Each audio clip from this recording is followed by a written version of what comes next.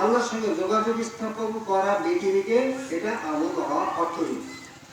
কারণ একটা যা দুইজন কথা বলে, দুই প্রান্ত থেকে টেলিফোন, একজন বলছেন হ্যালো, আরেকজন বলছেন হ্যালো। যদি হ্যালো হ্যালো বলে শুধু 3 ঘন্টা কথা বলে, আর দিক থেকে কেউ হ্যালো বললো না, ওদিকে কেউ নাই, ওর সঙ্গে কোনো যোগাযোগই নেই, তাহলে সারাদিন কথা বললেই যাকে কথা শোনাতেছে তার কাছ পর্যন্ত পৌঁছবে না। সুতরাং আল্লাহ তাআলার সঙ্গে যোগাযোগ আমাদের না করলে আল্লাহ তাআলার মহব্বত তো আমরা পাবো না, পাবো নাকি? আল্লাহ তাআলার যোগাযোগের নিয়ম থেকে আল্লাহ বলছেন তিনি জিকির করেন তো জিকির করবেন। তাহলে আল্লাহর সঙ্গে যোগাযোগ স্থাপন করতে গেলে আমাদেরকে জিকির করতে হবে কিনা বলেন? এখন জিকির মানে হলো স্মরণ, উচ্চারণ না। জিকির মানে হচ্ছে স্মরণ করা, মনে করা। এটা তো মনে মনেই করতে হয় নাকি? এই মনে মনে জিকির করে, এটা কি জিকির বলে? এটার একদম আসল মানে নকশমন দিয়ে তৈরি যায়, খাস মধ্যে দিয়ে তৈরি যায়, সারা অন্য কথা বলবে। অন্য জায়গায় জিকির করবেন বলে মুখে মুখে জিকির করবেন, সকালে বিকালে সুবহানাল্লাহ সুবহানাল্লাহ ঘাট টাল তুলে তুলে একা। আরে বাইরে তোমার এই যে ঘাট তোলার মধ্যে কি সব আছে? আছে নাকি? বাইরের অঙ্গপ্রত্যঙ্গের অঙ্গতের সঙ্গে নেক আমলের মূল আমাদের তো যোগাযোগ নেই, জিকিরের যোগাযোগ নেই।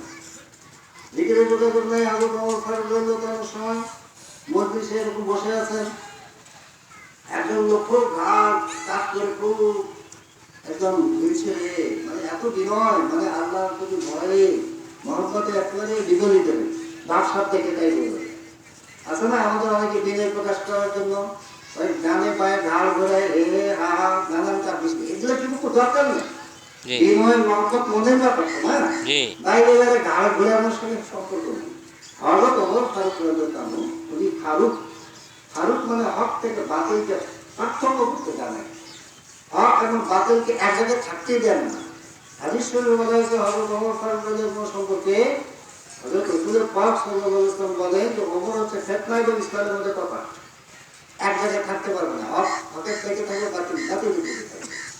উনি এই লোকের ঘাড় নিচু করা দেখে, এই বিনয়ের ভঙ্গি দেখে তিনি ধমক দিলেন, বলেন হে ঘাড়ের পিতা, কথা শুনে গেল, বিনয় ঘাড়ের মধ্যে থাকে।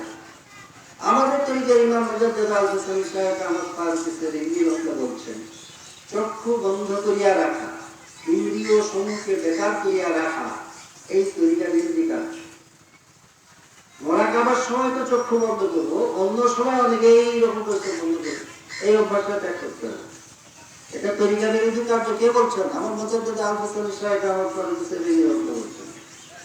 বাইরে ঠিকই থাকবে, অন্তর জিকিরের সাথে। এই নিয়মটা যদি হয় তো তরিকা সৌন্দর্য ফুটে উঠবে। আমাদের মধ্যে কিছু কিছু ওই যে আর ফয়েজ বিষয়তে চোখ বন্ধ করে, পরে এটা বদভ্যাস হয়ে যায়। ফয়েজ হলেও চোখ বন্ধ করে, না হলেও চোখ বন্ধ করে।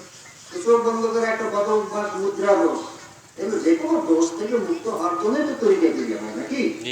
জিকির অন্তরে হবে আল্লাহর সঙ্গে সম্পর্ক স্থাপন করা। আল্লাহর সঙ্গে সম্পর্ক স্থাপন করার পরে আমাদের তরিকা যেতে শিক্ষা দেওয়া হয়।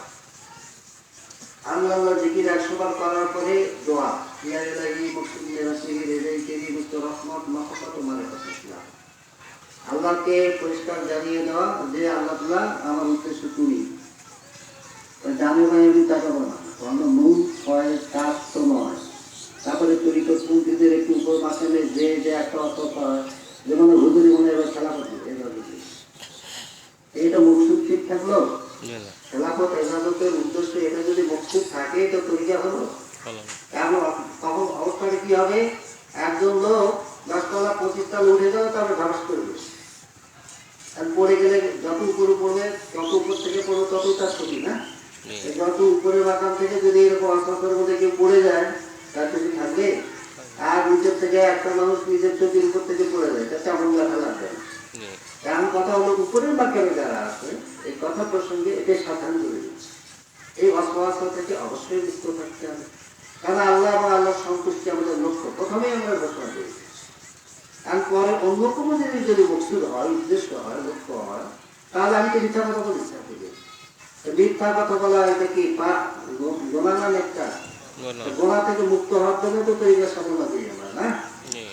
গোনাগার হওয়ার জন্য তো না। শেষে যে লোক অহংকার, পদমর্যাদার লোক, ইবলিসের তো এটাই হয়েছিল। 6 লক্ষ ইবাদত করার পরে 6 লক্ষ বাচ্চা এবাদত না করে না, 6 লক্ষ বছর এবাদত করার পরে না তার এবাদত অহংকার তার ভিতরে ঢুকিয়ে দিয়েছে। সুতরাং আমরা বিভিন্ন তরিকা যত মাথানি করে উঠি না কেন, যদি এই সমস্ত লোক, দুনিয়ার লোক, এই যে পিসা হওয়ার ইচ্ছা, এই সমস্ত যে উপর মাথার লোকদের কথা বলছি, এটা যদি আসে তাহলে তো ইবলিসের ঘাসলত থেকেই যাবে নাকি। সবসময়ের জন্য জিকিরের দ্বারা, নিজের জিকির দ্বারা সবসময় তাজা থেকে ওটা লক্ষ্য করতে হবে, অন্য কোনো উদ্দেশ্য লক্ষ্য থাকা যাবে না। যেমন একটা কালো লোহা একটা জ্বলন্ত আগুনের মধ্যে যদি রাখা যায়, কিছুক্ষণ পরে ওই লোহাটা লাল হয়ে যায়, কালো থাকে না, থাকে নাকি, লাল হয়ে যাবে, তখন আরো আগুনে হাত দিলেও পড়বে, ওই লাল লোহাটাতে হাত দিলেও পড়বে। এই হলো সিদ্ধাতুল্লাহ, আল্লাহ রঞ্জিত হওয়া, আল্লাহ খুবই আখলাকুল্লাহ, আল্লাহর চরিত্রের চরিত্রবান হওয়া। কিন্তু হকিকতে কিন্তু লোহা লোহাই, আগুন না। মূলে কিন্তু লোহাটা আগুন হয়ে যায় না, আগুনের স্বভাব ধারণ করে, আগুনের রং ধারণ করে, আগুনের বৈশিষ্ট্য ধারণ করে। কিভাবে? আগুনের মধ্যে থাকার কারণে, আগুনের স্তরমতে থাকার কারণে, আগুনের মধ্যে খানা হওয়ার কারণে, খানা মানে নিমজ্জিত হওয়ার কারণে। এই খানার পথে অগ্রসর হতে গেলে তরিকায় জিকির করতে করতে আল্লাহ জিকিরের মধ্যে কল্পকে খানা করতে হবে, নফসকে খানা করতে হবে। কল্প খানা হলে তখন কল্প হচ্ছে ইয়া হয়, সালিম হয়, নফসকে খানা হলে নফস মুতমাইন হয়।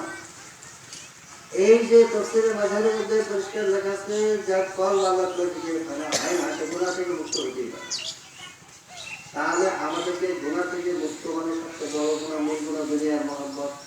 এই দুনিয়ার মহব্বত থেকে মুক্ত থাকতে গেলে আমাদের কলবে তো জিকির লাগবেই। জিকির করতে করতে জিকিরের মধ্যে খাওয়া হয়ে যেতে হবে, বিলীন হয়ে যেতে হবে কল্পে। যেমন ওই কালো লোহা আগুনের মধ্যে বিলীন হয়ে আগুনের রং ধারণ করে, তখন কল আল্লাহ রঙে রঞ্জিত হয়ে যাবে। তখন কলের মধ্যে শয়তান বুঝতে পারবে না।